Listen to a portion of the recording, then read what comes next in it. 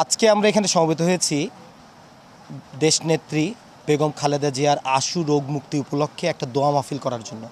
আসলে উনি দক্ষিণ পূর্ব এশিয়ার অবিসংবাদিত নেত্রী। উনি দীর্ঘদিন বিনা চিকিৎসা চিকিৎসার মধ্যে ছিলেন। যথাযথ চিকিৎসা ওনাকে নিতে দেয়নি এই সাবেক সরকার। উনি এই মুহূর্তে মহান রাব্বুল আলামিনের অশেষ রহমতে সুচিকিৎসার উদ্দেশ্যে লন্ডনে গিয়েছেন। উনি যেন দ্রুত আরোগ্য হয়ে দেশের জনগণের সেবা করার উদ্দেশ্যে দেশে দ্রুত ফিরত আসতে পারেন এবং স্থায়ীভাবে আসতে পারেন, এই দোয়া উপলক্ষে আমরা দোয়া করেছি এখানে। আপনারা সকলেই জানেন দেশনেত্রী বেগম খালেদা জিয়া আমাদের নেত্রী, আমাদের মা। তিনি কিন্তু লন্ডনে রয়েছেন, যিনি চিকিৎসাধীন অবস্থায় রয়েছেন।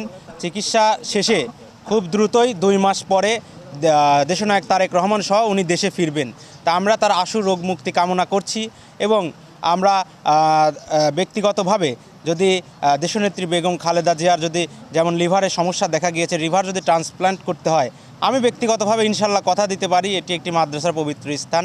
আমার লিভারের একটি পার্ট যদি আমি আমার নেত্রীকে দিতে পারি, আমার মাকে দিতে পারি, তা আমি ইনশাল্লাহ আমি দেওয়ার জন্য প্রস্তুত আছি। যিনি আমাদের এই মানিকতলা দৃষ্টি প্রতিবন্ধী মাদ্রাসায় দেশনেত্রী বেগম খালেদা জিয়ার জন্যে আজকে ওনার চিকিৎসার জন্য আমরা সবাই ঐক্যবদ্ধ হয়ে ওনার জন্য দোয়া করলাম আল্লাহ তাআলার কাছে, যেন আল্লাহ তাআলা ওনাকে দ্রুত সুস্থতা দান করেন এবং দ্রুত সুস্থ হয়ে দেশে ফিরে দেশ ও জাতির কল্যাণে যেন উনি কাজ করতে পারেন। আজকে এই দোয়া হলো এই প্রতিষ্ঠানে। আমরা আজকে বাংলাদেশ জাতীয়তাবাদী দলের অঙ্গ সংগঠন স্বেচ্ছাসেবক দল পাবনা শাখার আমরা উদ্যোগে আজকে এখানে আমাদের মানিকতলা অন্ধ মাদ্রাসায় এতিম অসহায় এবং দৃষ্টি প্রতিবন্ধী কোরআনের পাখিদেরকে নিয়ে বাংলাদেশের 3 বারের প্রধানমন্ত্রী, অবিসংবাদিত আপসের নেত্রী জনাবা বেগম খালেদা জিয়া ওনার সুস্থতার জন্য আমরা দোয়া করলাম।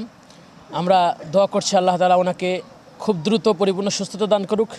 সেই সাথে আমরা প্রত্যাশা করছি উনি দ্রুত ওনার সন্তান সহ দেশে ফিরে এসে দেশ ও জাতির এই ক্রান্তি লগ্নে উনি দেশ ও জাতির সমস্ত মানুষকে দলমত শ্রেণী নির্বিশেষে সকলকে ঐক্যবদ্ধ করে এই দেশকে এগিয়ে নিয়ে যাওয়ার জন্য প্রাণান্তকর প্রচেষ্টই হবেন এবং বিদেশি সমস্ত ষড়যন্ত্রকে রুখে দিয়ে বাংলাদেশের সমস্ত মানুষকে তাদের স্বাধীনতা স্বকীয়তা ফিরিয়ে দেবেন এবং আমৃত্যু পর্যন্ত এই দেশের জনগণের কল্যাণে কাজ করবেন, সেই প্রত্যাশাই করছি।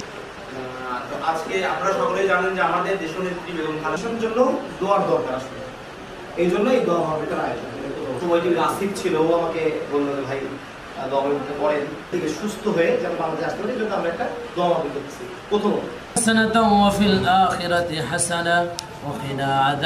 আমরা একটি দোয়ার মাজমায় উপস্থিত হয়েছি। রব্বুল আলামিন